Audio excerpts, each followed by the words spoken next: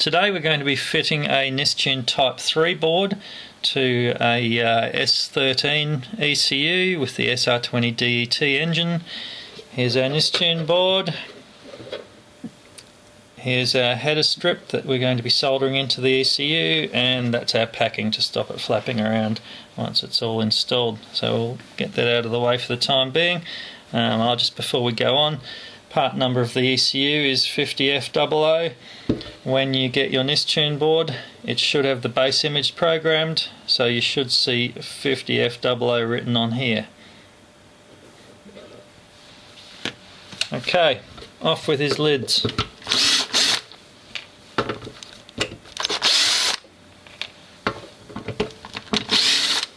These are often Loctited by the factory, so sometimes they can be a little bit difficult to remove, so just be careful so that you don't mess the heads of the screws up.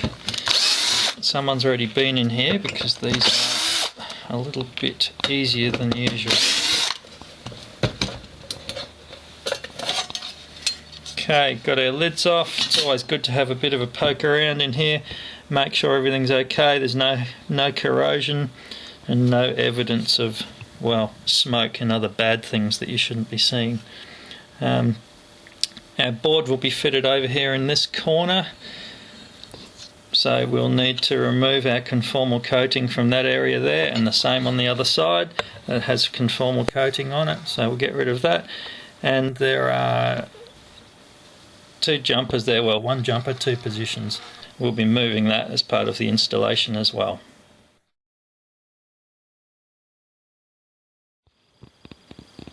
Removal of the conformal coating is a simple matter of grabbing a brush and some acetone and simply working it into the coating all around where our socket is going to be fitted. So usually takes a couple of goes.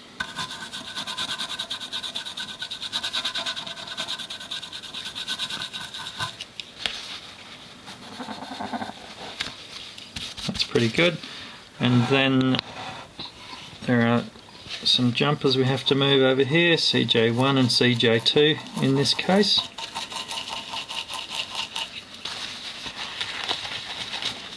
Just use some absorbent paper. You can use a cotton bud if you like, but just normal household absorbent paper actually works very well.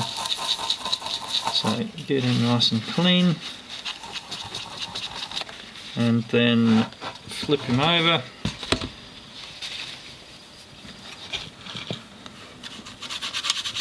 And same on this side.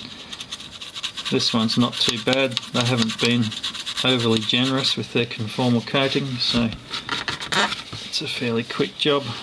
That looks good. Sometimes it's thicker than that and you have to work it a little bit, but in this case that's all pretty good.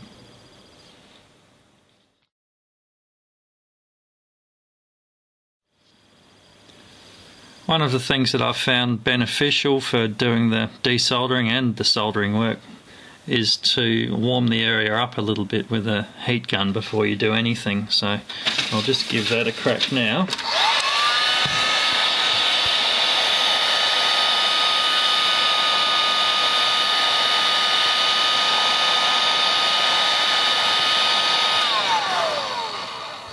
Pays to go from both sides.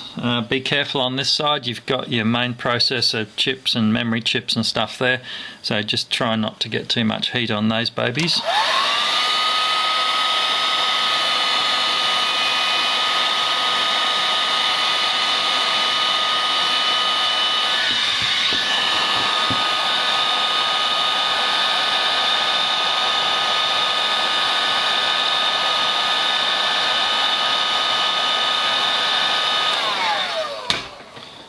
That should be sufficient, and now we're ready to put some flux on those pads. The flux will make it easier for the heat to be transferred when we start using our desoldering iron.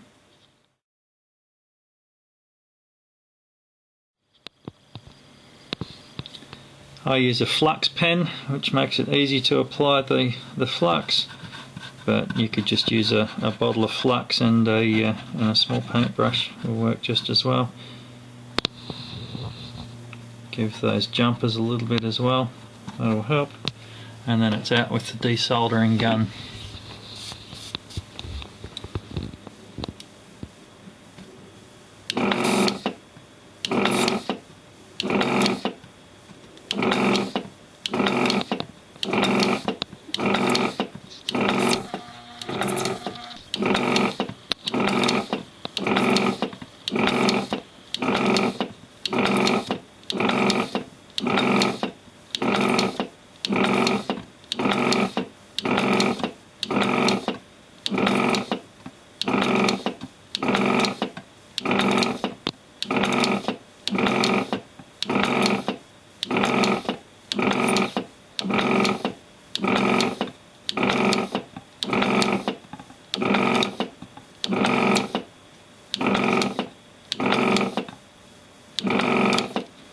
As you can see, once the board is preheated, the desoldering process actually happens quite rapidly.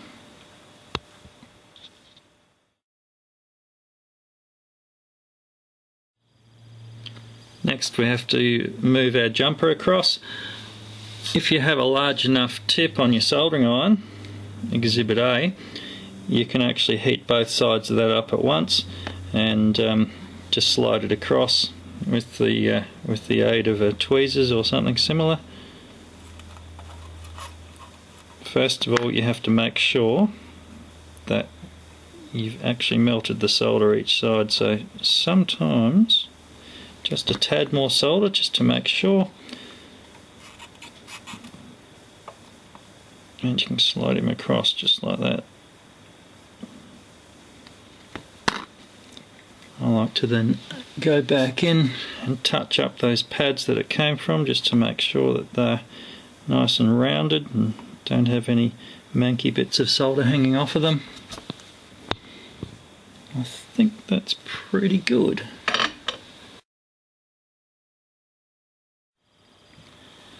Now we can fit our header to the ECU on the top side. Grab your header, long part up, short part down. And this is where you'll find out if you've desoldered your holes properly. That one went in nicely. You can just hold that with your finger while you solder it from the other side, but for the less coordinated among us, a little bit of masking tape will do the same job. And then it's in with the soldering iron. I use 0.5mm diameter resin core solder and my usual 2.4mm chisel tip on the Hakko 936 iron. So just do your corners first to make sure everything's held in place nice and securely, and then you can work your way along. Should still be a little bit of residual heat from your previous heat gun efforts, which will make the soldering a wee bit faster. As you can see, you don't need to stay on each one very long. In fact, I recommend you don't. Just use a light touch with the soldering iron, don't push on those pins. That header only has a plastic body, so if you lean into these with a lot of heat, you'll find that the pins will start to go astray. So just nice light touch and get the job over and done with relatively quickly if you possibly can. A little bit more heat on the end pin, that one there, that's our VCC, but you will find that all of the others you can scoot along relatively quickly.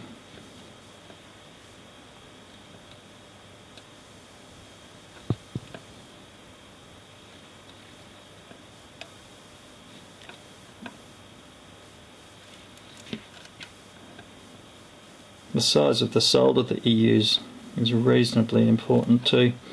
That this 0.5mm solder is perfect for doing this size work. Sometimes I do use the 0.8mm solder, it's not quite as good. You have a little bit more trouble getting the right amount on there, and you'll end up with too much solder quite easily. I definitely wouldn't recommend it using anything more than 0.8mm. That's the upper limit. Okay, that's looking reasonable.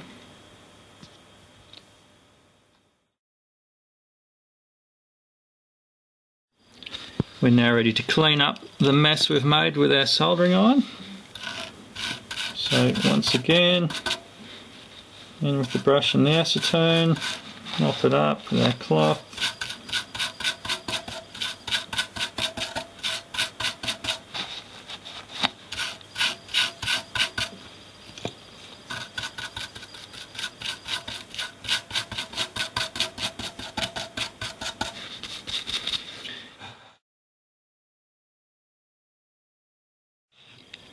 What we now need to do is do a quick inspection of our work.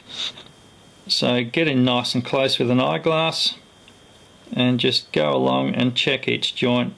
What we're checking for is number one, that each one is soldered, and number two, that there's no rubbish and contamination left in between the pins.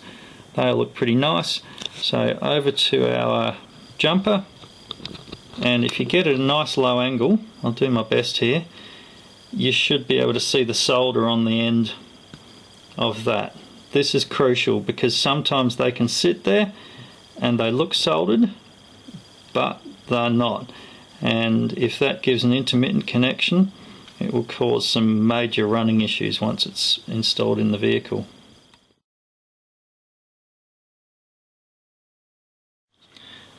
Now back onto the top side of the ECU, we're ready to put our board in. So just remove the masking tape, grab our board, and it simply plugs on there. So if you can look at those end pins, obviously the pins in the header need to line up with the pins in the socket.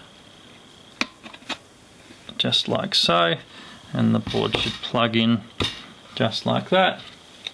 Okay, now we get our packing strip, sticky side down, so stick that to the chip, or you can do it the other way around. You can actually stick it to the lid like so, and then every time you pull your lid off you don't have to worry about the packing. So then that's all done. Just before you put the lids on, check these jumpers on the board. These should all be correct, but it pays to check them. Now this is an S13, so we have J1 fitted, J2 and J3 are open, and the program jumper up here should always be open once the board's in the ECU. This program jumper is only for programming the base image, which most people won't have to worry about, but worth checking these things.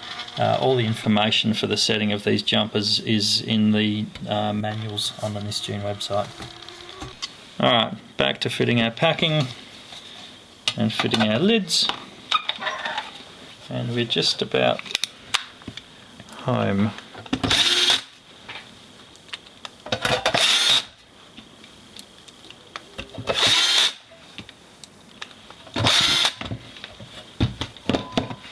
Make sure you get this lid round the right way. It's got a cutaway for the connector on the end here, so it really only fits one way.